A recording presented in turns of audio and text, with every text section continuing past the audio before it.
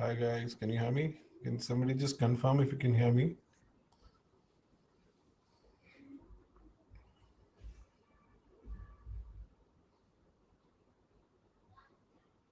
Shivani, can you hear me?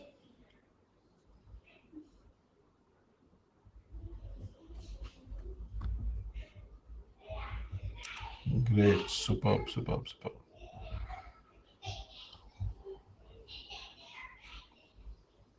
Okay, let's just give it another couple of minutes for more people to join in. Then we'll get started.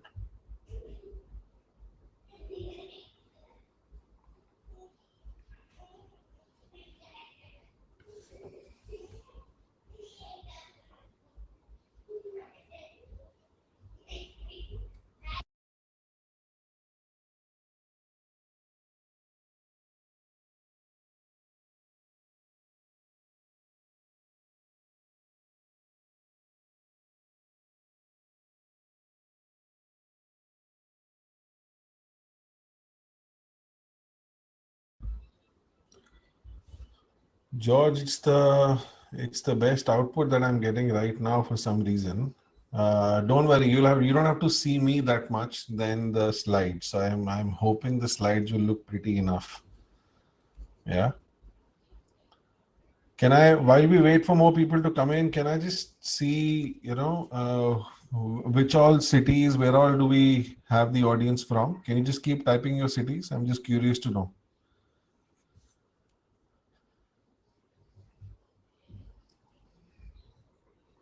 And Shivani, I'll wait for your nod when to start.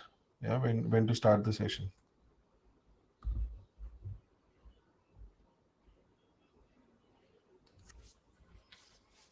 Nikhil Bangalore, Vikas Mumbai.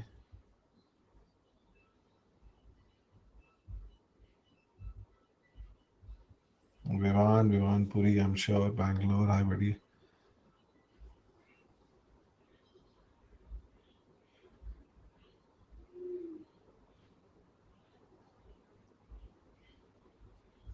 All right, cool. So, Shivani, if you have a little visibility, how many do we have right now?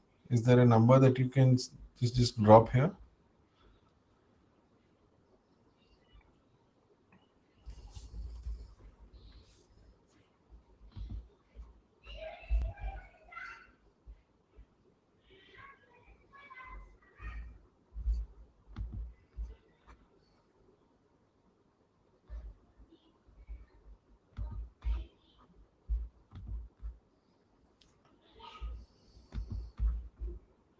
Cool. So, all right, cool.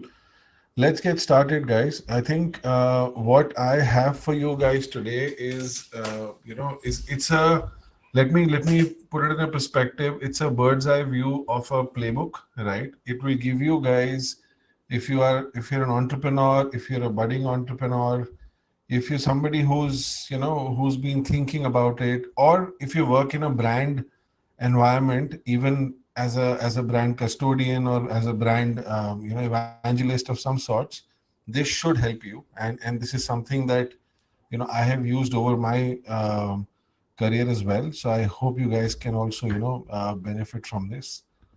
I'm just going to share my screen now. Can anybody just confirm if you can see the screen?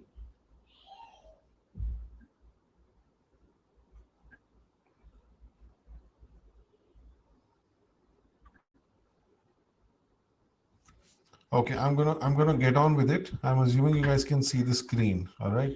So very quickly, I'm just curious to know, and for me to kind of get a pulse of the room, if I just request everybody to go to slido.com, right? It's very simple, slido.com, which you can see on the screen.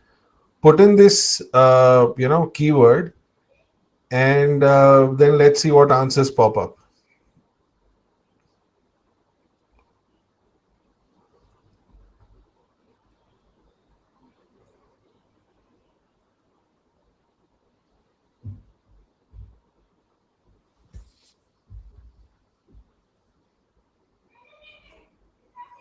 I thank you for the first answer. Somebody works in a startup.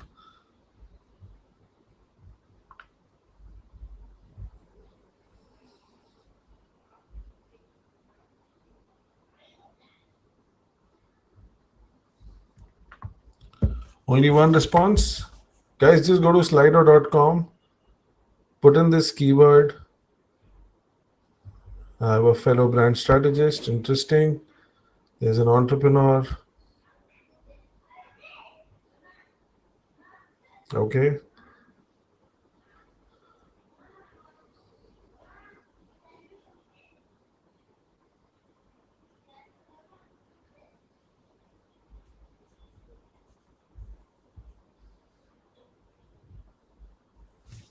Curious to learn is the option for somebody who doesn't fit into the top four.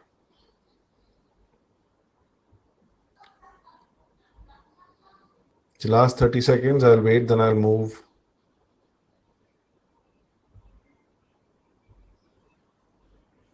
All right, cool. The other question that I want to kind of check is, and this is where I need some verbatums. You can use a sentence if you like, you can use few words. What problem are you looking to solve by joining this session?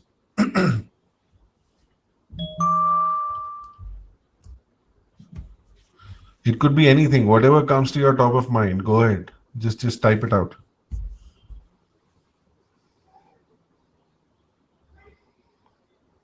Expanding my business, discovery. Okay. One person can answer two, three different things as well if you like. There could be, we said not all the time we have clarity about what are we trying to kind of get out of the session, right? So that's okay. What next? If you mean the next slide, you will see. Consistent brand voice. That's a brand strategist talking. Building better brand. What next for my brand? Organic growth. Okay, some interesting answers. All right. Building community. Okay. Connecting dots of different things related to brand. All right, cool. If I enjoy branding, that's interesting. That's good. Good. That's the best discovery, right? Yeah, cool. 30 seconds more, then I'll move to the next one. If somebody has anything else popping in their mind, you can just pop it out here.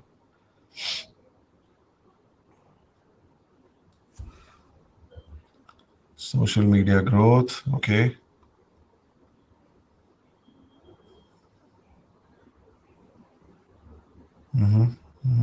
Okay, cool.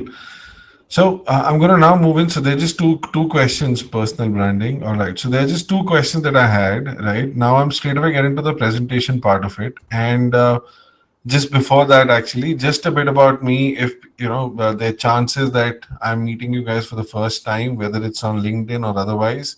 So I spent around 14 to 15 years in the industry, and I've built few brands from X to 2X, 3X growth. Right, this is where these are the brands I've worked on. I mean, if you see a Nano, I've crashed and burned to zero as well. Right, we all know the Nano history. So yeah, so some things have been great, some have been fantastic learning experiences, but these are some of the brands that I've worked on. Currently, what I do is, I work on different category brands, cross category brands, where I'm trying to unlock opportunities, solve problems, right, through the lens of design thinking. Of course, with the whole build of brand and go to market strategy. These are some of the brands that I'm working on, and it's a very interesting journey. And if you see that new categories are opening up for me to learn as well. So this is what I do now. Now, this was a trivia that I had asked. It's not a trivia for all of you, but I keep meeting founders. I keep working with startup founders or professionals who are keen to become a founder, right? And as a founder, I one thing that I always ask them at whatever stage they are at, what's your top of mind? JTBD is a job to be done, right? So, as a founder, what's your top of mind job to be done, right? This is the question that comes in, and I've run this at multiple places to know that what generally stands out is this, right? Right at the center are leads, right? Whether where will my leads come from? Inquiries is also very similar. I think there is an inquiry also somewhere. Yes, it's there. Somebody is looking for a co-founder. Funding and investment is again a top of mind. Product is another big ticket item that kind of sits there. Performance marketing stands out, which is kind of linked to, where will the leads and the inquiry come from. There is funnel, there is followers, there are a lot of things, and then there is a mention of brand as well, right? Now, it's something that I used to have a my own hypotheses of, but I'm learning every time when I work with a founder to know that a very very less amount of focus is going on brand, right? A lot of focus goes to couple of things, let's say a product and performance marketing, and I'm not discussing, let's say, investment, but then of course we all know what role brand can play there, right? So one aspect, the way I see it is that, and it could be a controversial way to say it for some people, right? But this is the reality, right? Where performance marketing actually is kind of sales, right? Because your intention is to transact with the consumer and get leads, right? To get business. That's what you're trying to do with performance marketing. And this is something I picked up from the internet, so it's not my own creation. But then if you see that brand and performance marketing spectrum, if you kind of pull them apart, this is how it stands right now. Performance marketing is more short term, conversion led. Whatever it takes to convert, you do that, right? And I'm not saying, like I said, it's sales. Sales is the most important part of a business, right? But then there is a role to play there. Uh, Whereas if you're a founder who's, I've not met a founder who's doing a startup just to do it for 12 months or 6 months, right? Let's try and then figure out, right? But you if you're in it to make the next big brand, then you might need to also focus on that front as well. And that's why I want to do a session like this today, right? And which is why brand marketing is more long term. It requires patience and prioritizes good taste, right? And the whole thing is, we intuitively we know this, right? But in the whole run of things, what is happening is that a lot of focus is now going on the whole transactional bit of it, and that's a watch out for everybody, right? We know this brand, and I think it's one very powerful brand where I see that while they had some multiple SKUs, now they have gone up to 48 SKUs, but then they've always had some great product that they were offering as a traditional drink, right?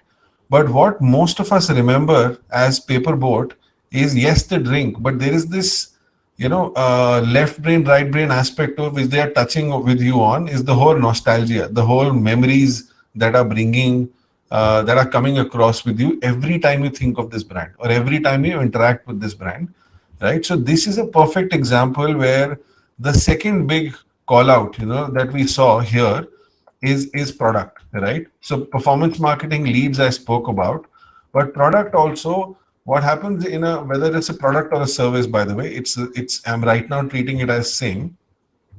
A founder is very much attached to to his or her product, right? So difficult to kind of get away from that and think more about how do I tell my story, right? So which is where this kind of data kind of comes in, where I'm not talking about user experience. We talk a lot about user experience, right? That's there, but user engagement is the whole crux of thing where we know that you're trying to become part of his lifestyle, become part of when he or she thinks about a certain product or a certain need, they should be thinking about your product, right? And that's where the whole brand aspect kicks in when you kind of layer it with that.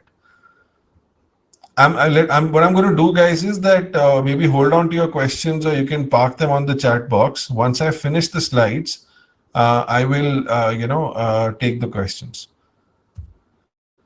So I'm now, with this context, I'll get into the whole brand playbook framework, right? And like I said, it is a bird's eye view, because obviously in this much time we can't go deep into it. But what I've tried to capture, and there are more things, there are more elements to this whole thing, right?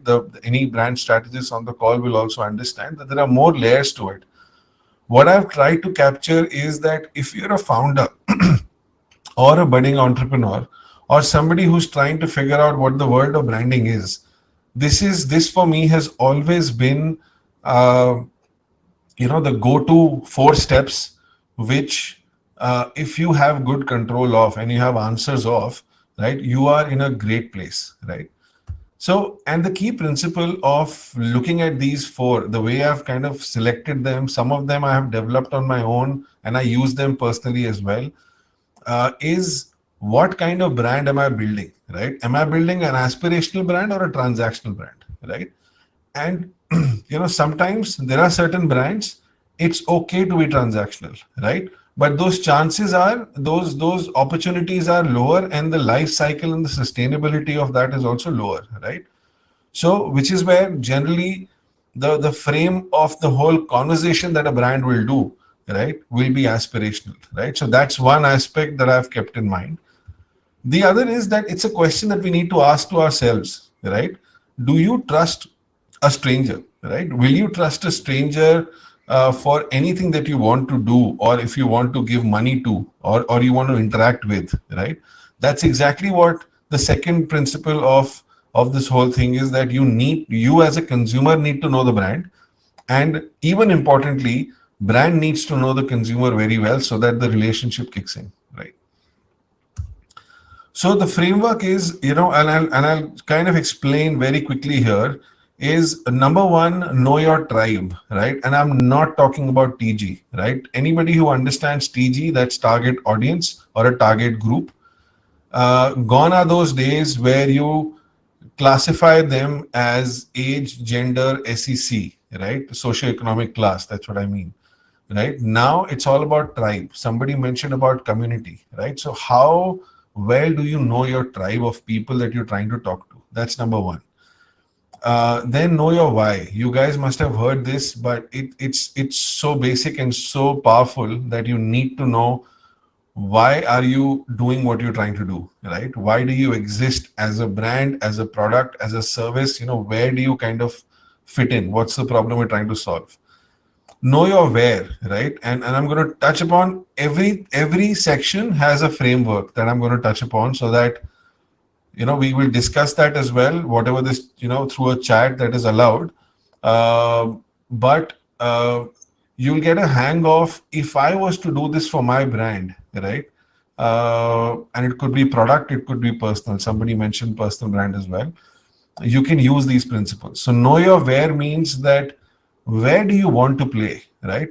Do you want to become a brand who wants to play niche and grow in that segment, right? Or you want to become a brand that, no, where the market is, I want to jump into that space, right? And I'm going to play there. Know your how has multiple meanings, but the one that I'm right now going to refer to is that, how do you talk to your consumer, right? How do you kind of come up with certain solutions, or what's your tonality, what's your tone of voice? So this is one, it looks a bit gory, but I'm telling you, this is one framework where you can, everything about your tribe that you're trying to speak to, right? You see, right now you guys are seeing one format of that, right? You can make that for multiple tribes that you think you can address as a product, right? And you capture every element here. It could be, just a second, right? So you start from his or her story, right? What's their background, so that anybody on your team should be able to visualize this person very well, right? What are the habits? What are some of the influences they have? Goals, digital touch points, pains, what are the barriers that they are trying to that they're not able to fit in? What are the offline touch points, right? And it's very important to put a picture. It's very underrated, but put a picture, right? So now a blank format like this could look something like this, right? Now it's a random one I've picked up from a past work of mine, but what I'm trying to show you is that, when you look at this person, when you look at Rajiv, and you always give it a, how, imagine this is his book, right? So what does the book say on top? What's the title of the book? Right now it's saying, let's say, second innings ready. So Rajiv is ready for his second innings, and his life stage is what you will see on this format, right? It's an exercise that must be done. You could do it as an individual, but must be discussed as a team, with, even if it's a 1 or 2 member team. what I do is that when I run some workshops with few brands, right, who are stuck on, I don't know who my TG is, we run a 3-4 hour workshop, and we are able to kind of start articulating these in a very very crystal manner, and then we this is where the journey starts, right, to know who your tribe is, right. This is one format. This is a format that I developed in my last organization to kind of arrive at what is the insight. Right now, to be very frank to everybody on this call right now, insights are not developed in a 3 hour 2 hour workshop. Right, it takes time. You need to. So what you can imagine is that let's say Rajiv for this discussion, right? The one on second innings ready, right?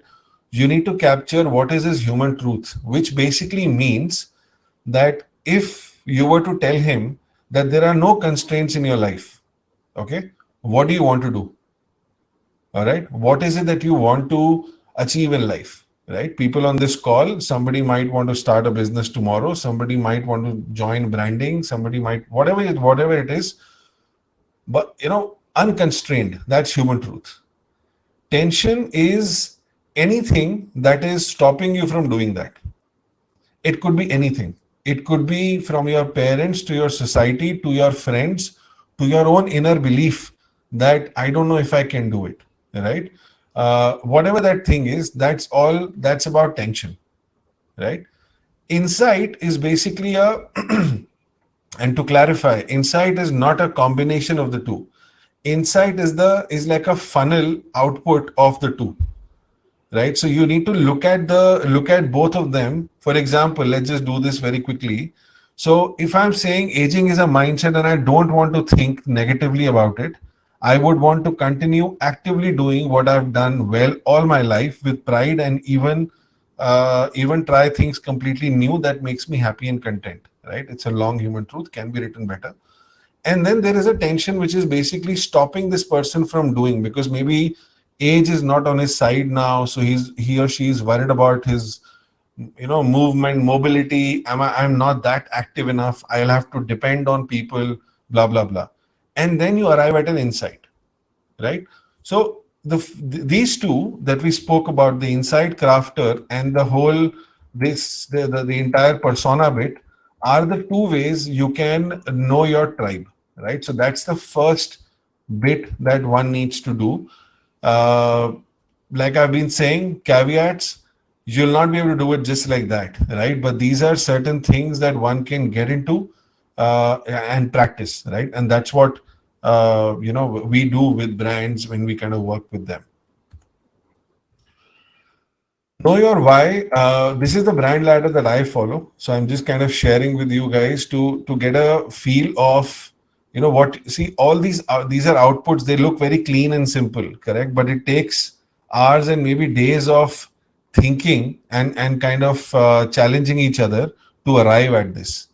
First, you have the purpose. Yeah, what is your reason for existing and the change you facilitate, right? What is it that you want to do as a brand? Now that needs to be clear. And generally what I've seen is that founders always have a story, right? Founders do have a very very clear story of what they want to do. They just need to they don't articulate it. They get busy with the, like you saw in the first, the cloud of words, that there is no focus on the brand. A lot of it is on how do I grow, how do I scale, where will the leads come from, right? The brand idea kicks in here. What is the value that you bring into the audience life. Now this is where your the previous section that you worked on, when you start to know your tribe, you will start to know what is the insight, what is the tension that you're trying to solve, right? That value system starts going into your brand idea, that this is what I'm trying to solve, right? What's my personality, right? So this is again, and I'm going to touch upon it later as well, but then it's going to be, what kind of person am I going to look like? I also have an example of this. So this, you guys might not know this brand, but just very quickly, this is a multivitamin gummies brand, right? Let's just say we know that much right now. So I'm working on this brand, and as an end consumer, people don't know this category that much. No, we Gummies are still not so familiar to all of us yet, right? But it's growing very fast. So if the same thing was to be done, and this is a WIP work that's actually going on live right now in India and UK that I'm kind of working on now. So here, it's evolving, but there is a purpose for me to exist. I personally think this purpose can get better, and that's the work that will keep going on. My brand idea here is that I'm telling the consumer that you can make your mark, and the element that we're trying to add is, let's say, make your mark every day, right? Now, you guys don't have the background of that, but just trying to give you a little real visual of a brand ladder, what it looks like when you have certain inputs from the first point that I spoke about. That is what starts translating to this one. RTB, which is reason to believe. This is something that generally, if you got a product or a service, you always have the answer for, right? That I know what my product has, and I am good, versus the competition on this, right? The only problem is that we start from bottom in that case. We want to tell the world that what do we have, right? We're not trying to understand what do the consumers want, right? And that's why the whole exercise of first step and this, that's why RTB is still at the bottom. It's not important what you have, it's important on what are you trying to solve, what is your larger purpose, what do you want to stand for, right?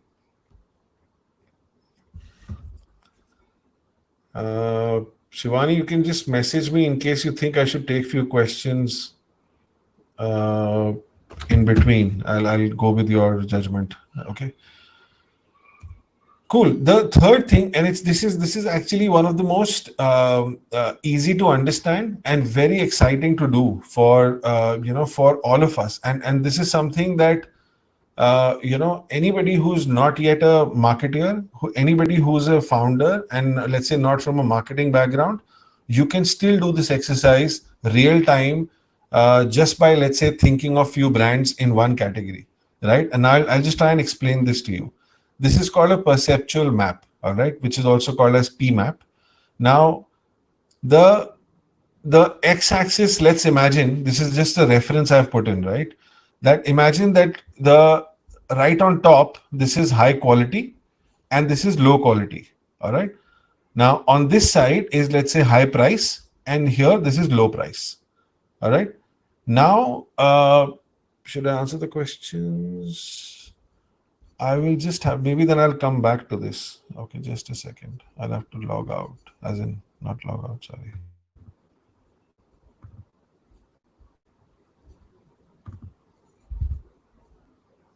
Okay, all right.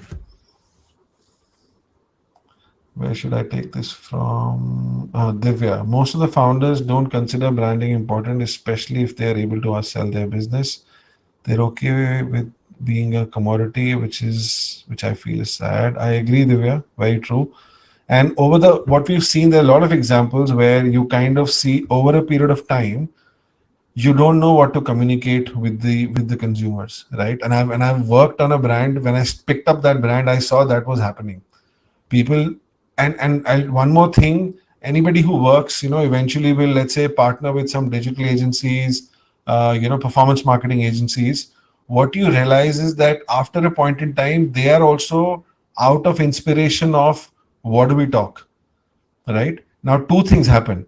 They are absolutely lost, and your whole brand journey gets, goes into a different direction.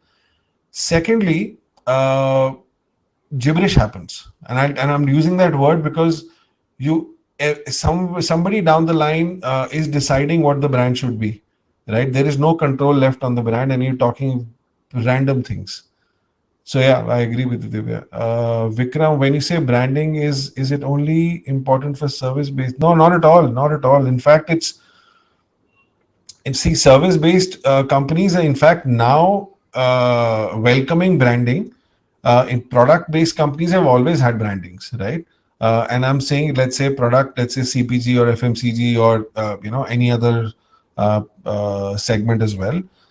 But yeah, service based also is very, very strong. I mean, if there are a lot of let's say if you have specific, let's say If you're considering Zomato into service base, I don't know. Then we know what branding they do, and they do some fantastic work, right? So if that's what you meant. But yeah, to answer your question in a very quick way, not at all, right? Branding is for everything that you do, service, product. It's for that. It's a conversation they're having with their end consumer. Can you please elaborate on B2B branding? Very similar. Yeah? So I'm not a B2B branding expert, but what I can tell you is that uh, you'll have to see this, the couple of frames that you saw, right? You could imagine that what you're talking about as a consumer, you can draw a very similar map for your customer as well, right? Like if you're dealing with somebody who, what kind of person that is, right? What are the perceptions that they have? And I'm going to just, when I go to the perception map, I'll go back. You'll see some references that I'm talking about, right? And then you'll start identifying that there is a space for me to enter and dominate, when it comes to B2B or B2C, right? It's exactly the similar model. There is no change from that point of view, right? uh, can I zoom into the box? I'm assuming that, okay, maybe I'll go back and I'll do that. I have a D2C brand in the hot sauce space. I've watched, read a lot of branding, but I really don't know what are the steps a startup should do given the constraints of finances and also competing with large companies. Krish, I think some of the questions should get answered, and I'll tell you what, branding is not expensive. I'll be very frank, right? Branding is, once you're very clear about, I'll tell you what becomes expensive. What becomes expensive is when you're kind of shooting in the dark, right? When you're running performance marketing ads, putting $1,000, $2,000, even that much on everyday basis on Facebook, Insta, with no clarity or little clarity on who are you talking to, right? Do you have a niche, or you just kind of trying to uh, just trying to just throw something in the air, something will fall, like something will hit, right? And that's where exactly this whole bit that I was trying to explain will help, right? I'm happy to work with you if you like, which is uh, it's very important to kind of break this down, and have patience to write what you're trying to do, right? You mentioned about a hot sauce space. What is it? What's the category like? And I think the perceptual map also will help you, gain more insights onto what I'm trying to say. Divya is answering Chris' question. Thank you, Divya.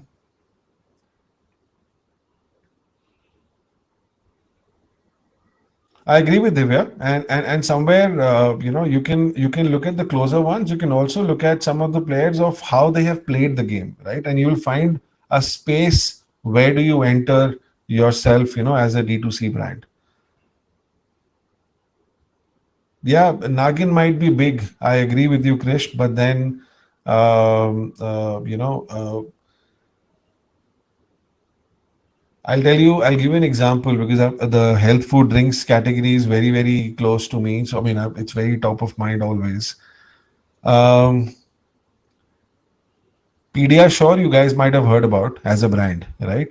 When Pediasure came in, I know it's not a startup, I get it, right? But when Pediasure came in, they were trying to compete with this category of 4,000, 5,000 crore category of Horlicks and Vitas of the world, right? But when Pediasure came in, they said that I'm going to be a premium category. I'm going to play in premium and health food drinks category at that time. Premium was not even a concept for kids, right? Not at all, right? But today they are a 1,400 crore brand, right? 1,300 to 1,400 crore brand, growing fastest in the entire category, right? Any powder nutrition category, Pediasure is growing the fastest. So it's about finding the niche, and maybe I'll explain that to you in the perceptual map as well on what exactly I'm trying to say from a whole niche identification. Um,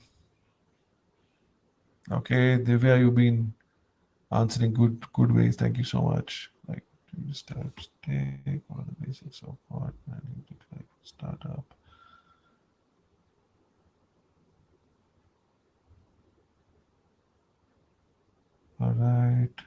Good. Divya and Krish are connected.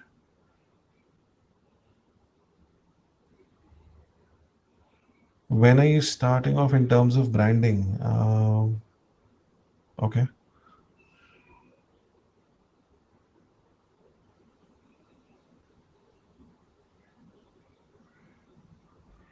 Yeah, agree because that's what you said. Okay, cool. I think, yeah, the other questions are there. Let me go back to the deck. Shivani, can you just confirm on my message or something that you can see the deck? I just hope I don't lose the screen in switching.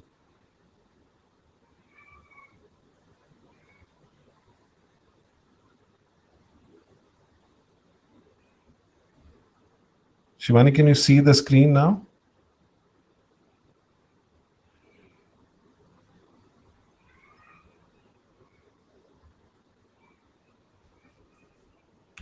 Okay, let me just do it again.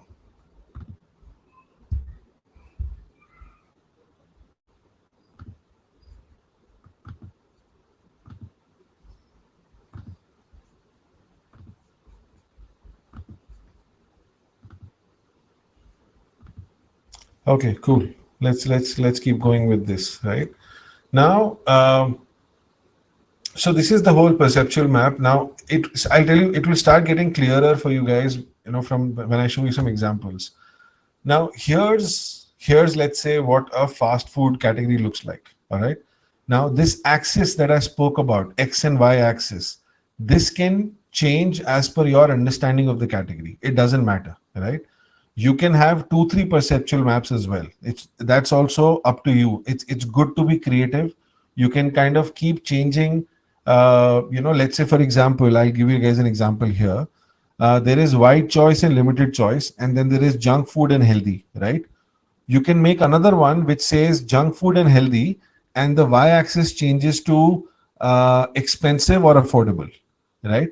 You can find different spaces. What will happen is that you will start looking at something like this, right? Now imagine this to be a nutrition category. You've got a space where there is more nutrition, less nutrition. That's the y-axis. X-axis is about taste and less taste.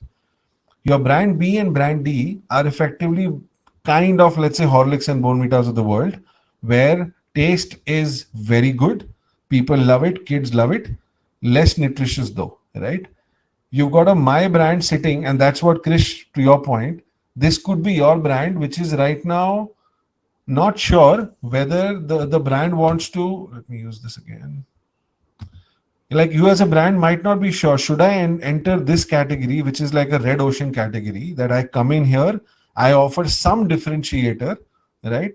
And I will also steal some share from these guys. This is one option. Or you stay here, you don't move, and you play, let's say, the game of Pediasure, who was okay on taste, right? It's not that it was very tasty, it was okay on taste, but it delivered on nutrition. In your case, I know the paradigm will change, let's say in your startup, but then this is how you kind of look at where do you want to play, right? And this is if in fact that startups that brands attempting to find a foothold, perceptual map really helps to identify where is the gap, and you can cut it in different ways, like I said. Yeah. Let's look at another example, and this is something it happened in the market, not a startup again, right? So it's not that there's this problem exists only with startups, right?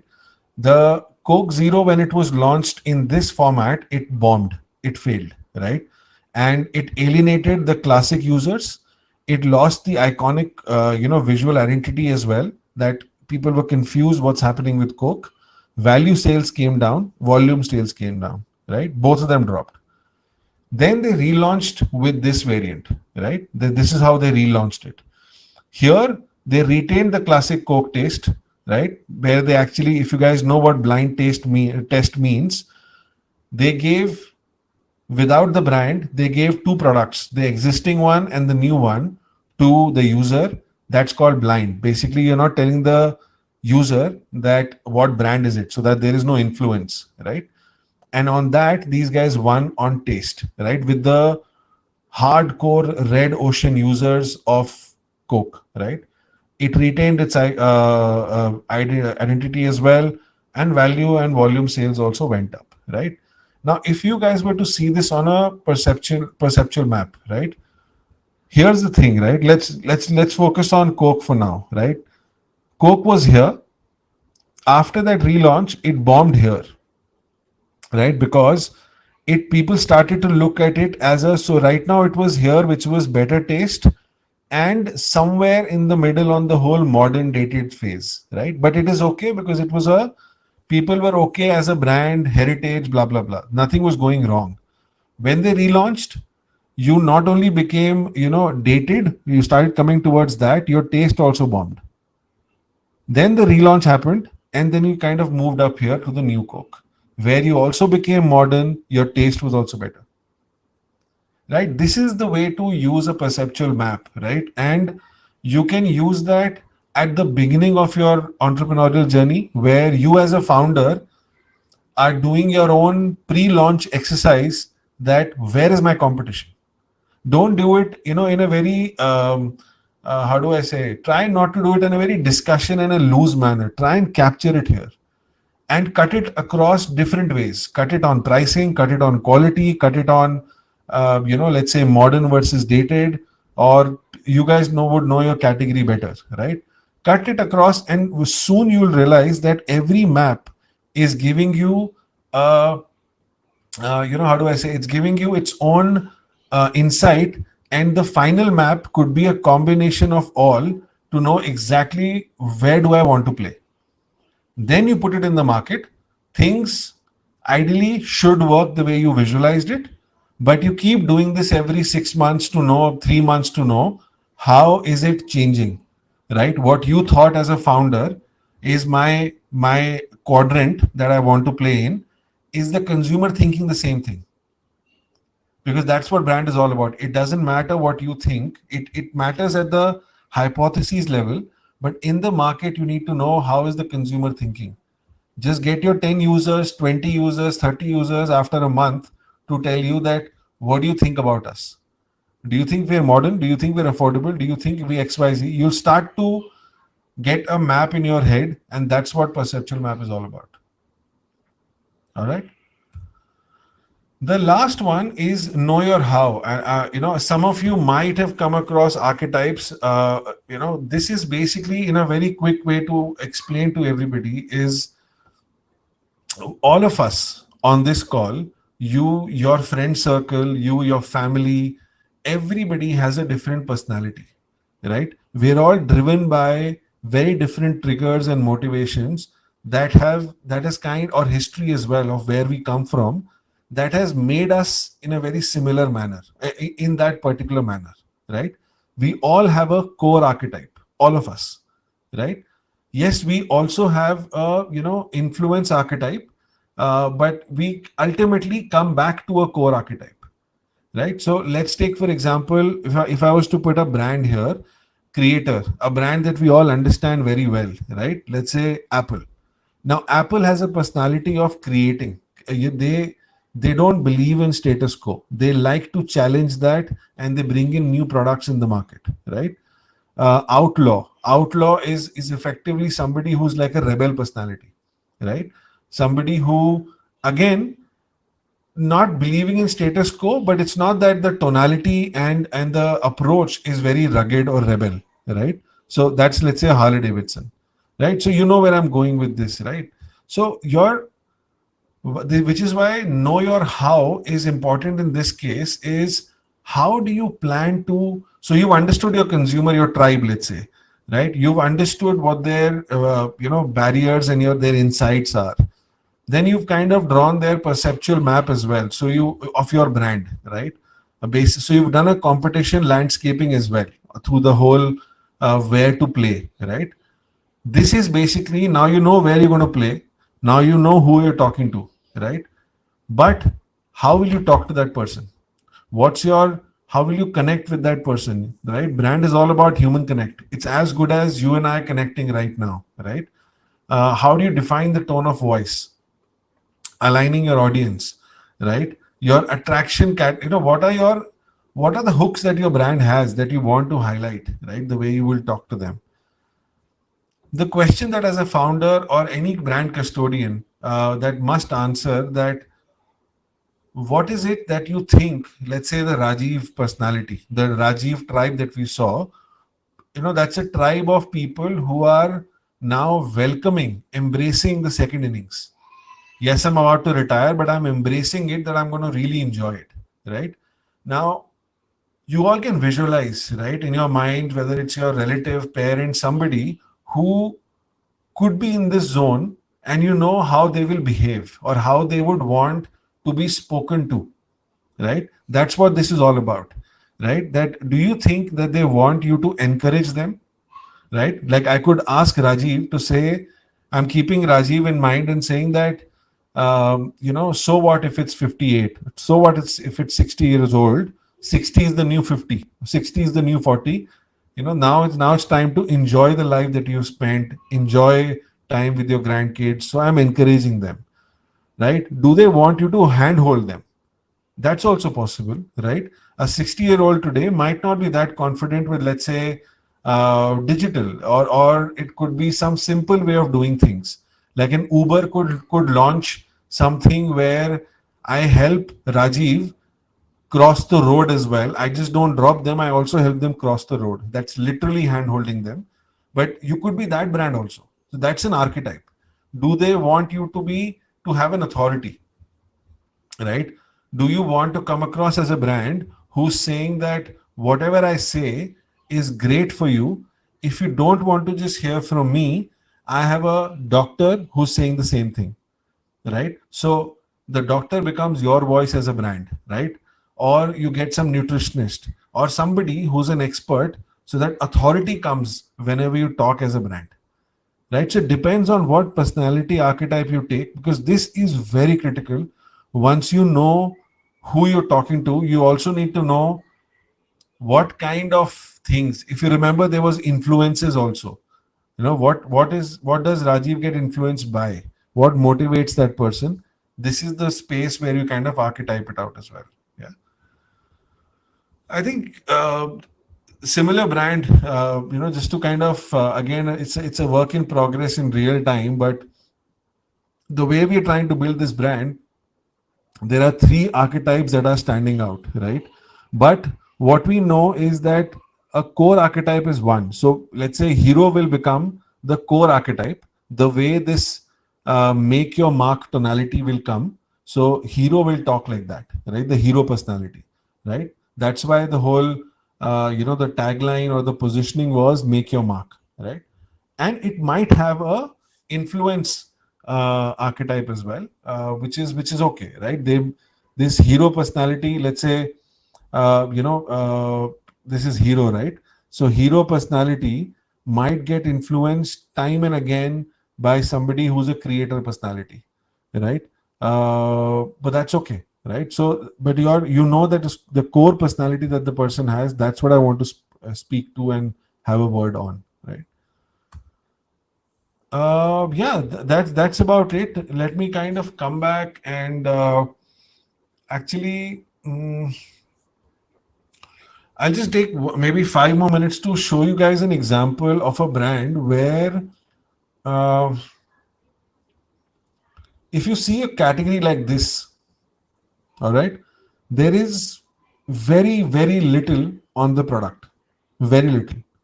And see, Krish, if it helps you, some edge might come in, to answer your question as well, right? So now, um, what we realized on this brand was that there is very little on the product front. All right. So we thought that we will give some personality to this brand.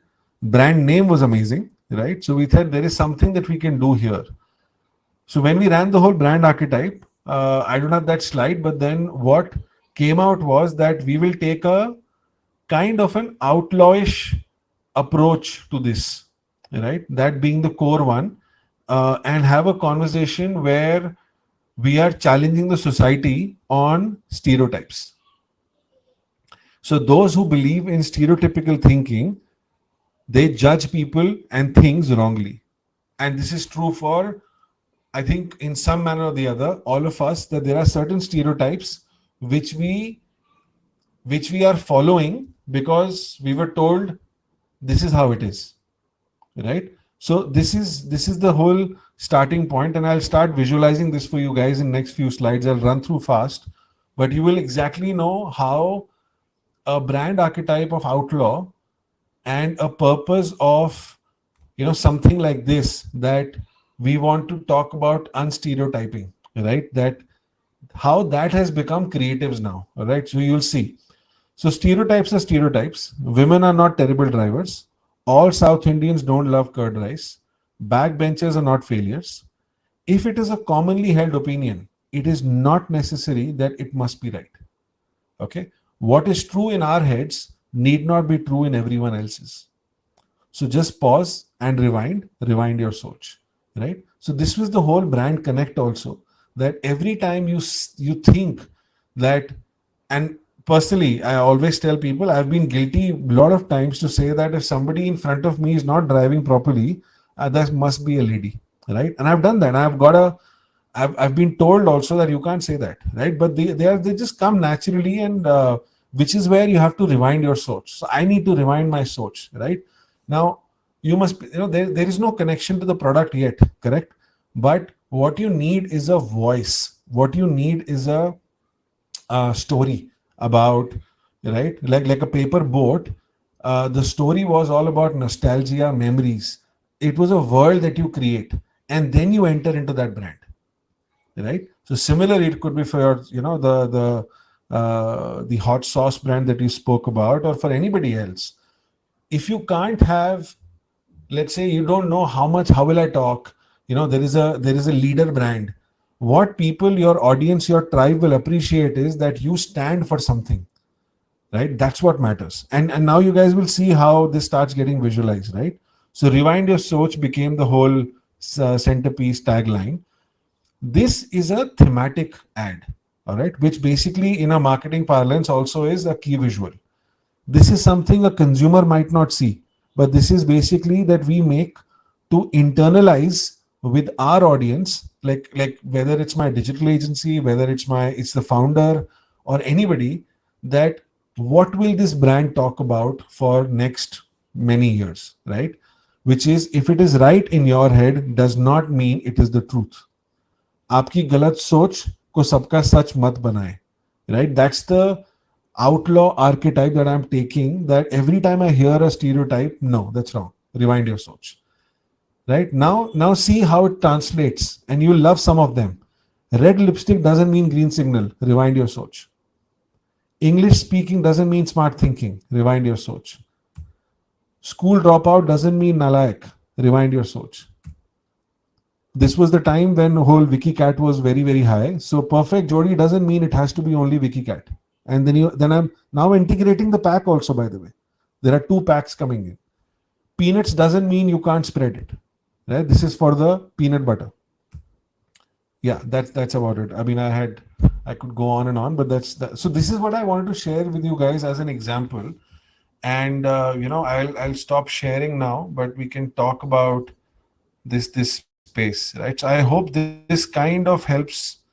Just a second. Yeah. So this is where what I want to kind of share with you guys, which is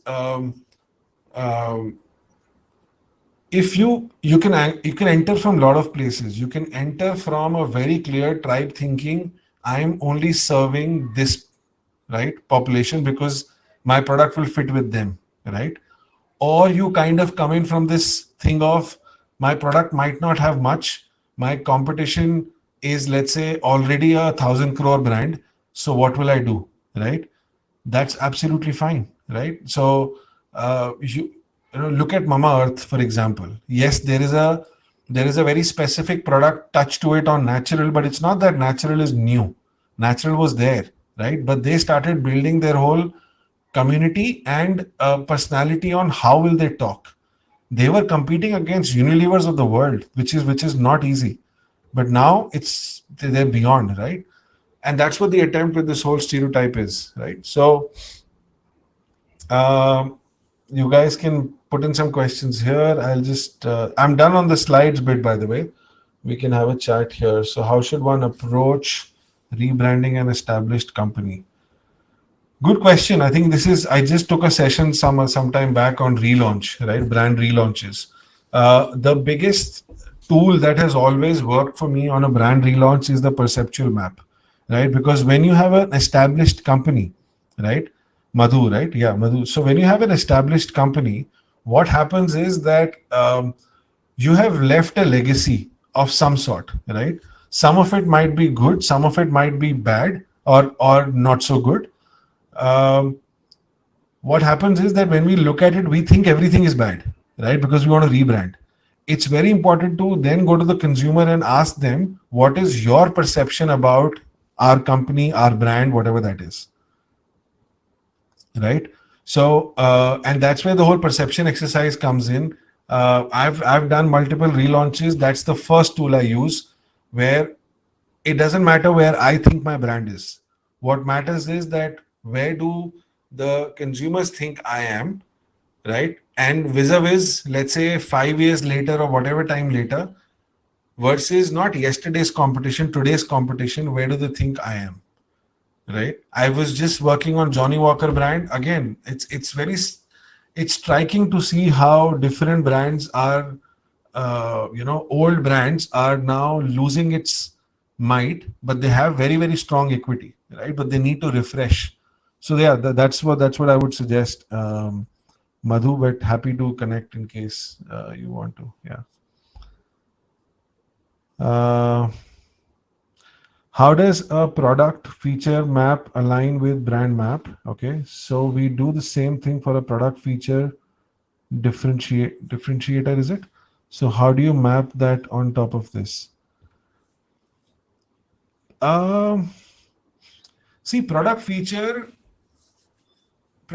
is, I think, more driven from the fact that what is it that you have to offer, uh, and number one, and secondly, you maybe you're doing a comparison versus competition, right?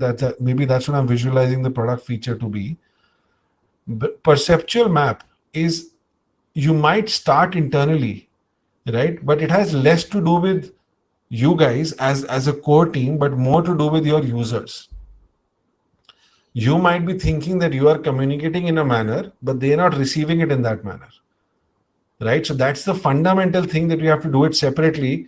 Like in organizations, when you do, some organizations do it, you take a 360 feedback, right? You might be thinking you've done a great job, and you're wondering, why am I not getting promoted, right? And then when you go and realize that no, actually your perception about you is different with a lot of people. It's exactly the same on brands, right? So that's the whole exercise. So for startups, you're still figuring out product, PMF, etc. So when should you spend time on branding?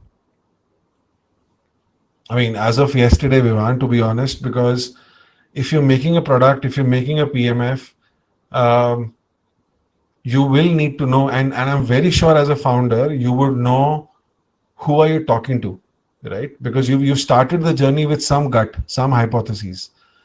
What is important, why does branding come into picture, is when you capture that thought, to know that, okay, I'm talking to that particular audience, what is it that they want to hear, right? Which is why the first thing is all about the whole tribe mapping. There you capture what is their pain point. So if you're talking to a student, if you're talking to a young professional, what is the pain point that you're trying to solve, right? That's what you capture, and that's where the whole branding journey starts. See, branding is not logo, branding is not the whole nice output, right? Not the creative that you guys just saw, right? And they look great. But a creative as simple as red lipstick doesn't mean green signal, very powerful, right? Uh, and some of the consumers have loved it, right? But it's a thinking which started, let's say, 3 months back, to exactly know, how will I talk, who am I talking to, and I need to be top of mind, because as a brand rewind, you're entering into an even worse category to than what Krish was saying, right? It's a 10 to 12,000 crore category, snacks, right? So suddenly, how do you get your share in? you give yourself a personality, right? So it can be handled from that manner. Yeah. How can we minimize the cost and branding at the same time we are looking to scale the business? Don't spend on branding. See, the when you're scaling the business, if you're scaling by, let's say, running some performance marketing ads or LinkedIn ads, whatever you're doing, all I'm trying to say is that even if you're spending $500 every day, right, on whatever you do, just don't spend it by saying that I have this to offer. That's my only request for this session, and that's my only, and I'm seeing that happening a lot. Just don't say what you do. You need to mention that even if it's for $100 that you spent in a day, just stay consistent. Which is why it's important to, if you think that it's a very expensive exercise to build a brand, just run a workshop or just do some internal thinking of what do you believe. Use some tools like this to say that I want to talk in such a manner, right? This is what my brand is going to be. Don't try and be a perfectionist, right? There is nothing perfectionist kind of a thing on a brand, because, like I said, your perception could be X, but when you check after 6 months, it changes. All right. 1,000, 2,000, 3,000 crore brands also, every 6 months, they run their checks. How is my communication being perceived? How do I, how am I coming across? What's my equity? Right. So even if you do a basic thing of deep diving into who you're talking to, because trust me, if you don't know that clarity, somewhere you'll realize that I just wasted my money because I'm not getting any returns, and the whole loop of frustration kicks in that I don't know what's happening, and which is why I'm saying you just can't run after that transactional relationship with your consumer. You have to build it. Similar question, that is keeping in adaptable with the product changes. I wish I could chat with you guys right now, but so Vivan, what you're adding on to, I think you're saying that as the product keeps getting evolved, how do we sustain that whole thing on branding as well, on from a cost point of view, is what I'm assuming. My answer is similar to what I just told Vikas, that if wherever you have reached, right, if you believe as a founder, now you're ready to communicate with consumers and, let's say, run it as an MVP, run it as a transactional thing to say that is it working or not. You will still need to tell them something. You'll still need to tell them that why should they come and try, right? Why should they come and explore your platform?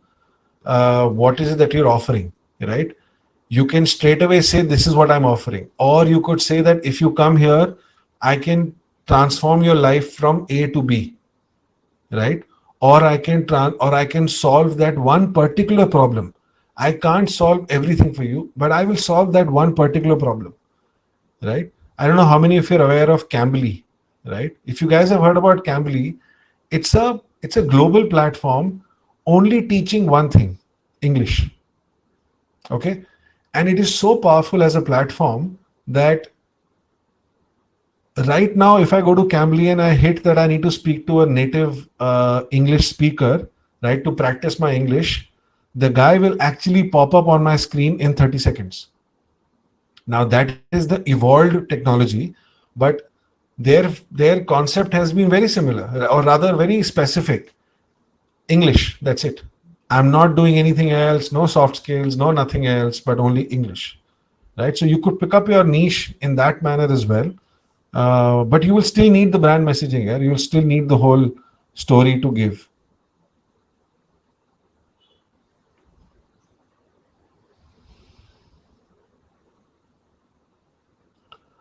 Atul, that's a very specific GTM-ish question, if I may take it like that. I think it's uh, in terms of a roadmap. As a go-to-market person, what I generally advise if you're going from online to offline is I don't think so you need to now look at in a manner of a brick and mortar sale that generally happens, right? The best way to do it is to go specific.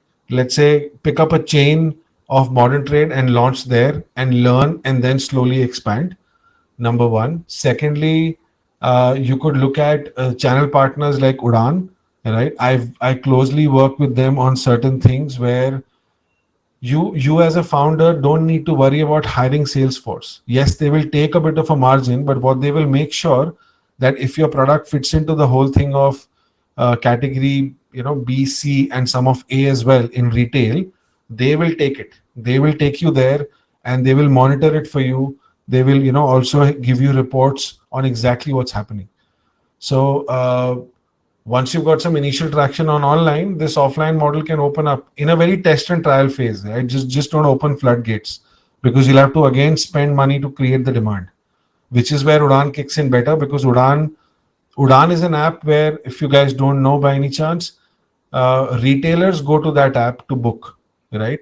So when the retailer is going there, they will see your product, and if you have something to offer, they will buy you, they will try you, and Udan will also push for it, right? So it's not a physical sales force cost that will hit you. It's much better.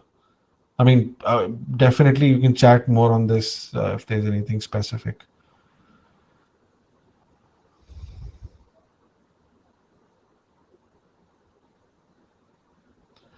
Persona you spoke about in the start, I assume this includes customer surveys, right? See, yes, it could be customer service. It could also be that intuitively we all know who are we serving. All right. Let's be honest. Intuitively we know. We just need to capture right emotions, right? Which means that if you know that you're talking to a 20 to 25-year-old, if you have a younger sibling, just ask that sibling to say that I want to speak to five of your friends, right? You can start like that also. That's what I'm saying, that there is no harm, or there is no need for you to be perfect to run a consumer survey or something of that sort. You can go to them, you ask them, tell me about you, what's your journey been like, what do you like, what is your motivation, what keeps you going, what keeps you excited, all these things. In case you're asking for a very specific survey, I could share, I mean, I have some references, I could share that, which can be your starting point, and you can adapt to that.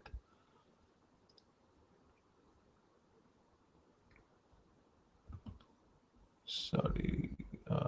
Do you think now videos have become key to brand building? Yeah, man. I mean, yeah. Cred is not a video. Cred is an ad. But yeah, otherwise we're in that phase. Especially India is in that phase where all of our engagement, we love it through videos. We love the storytelling of videos. So yeah, there is no doubt about it. Static is boring. So if you can find a way to create videos, even if they are not short, there are enough and more tools now to create some very quick and impactful videos. Right, so you can use that as pre-rolls on YouTube. So yeah, but I agree. I mean, videos are key for sure. Okay, I think I don't see any other question. Shivani, did I miss anything?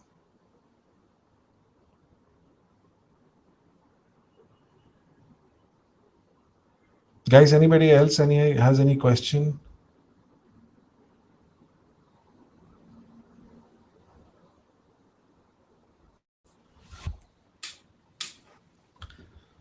All right, cool.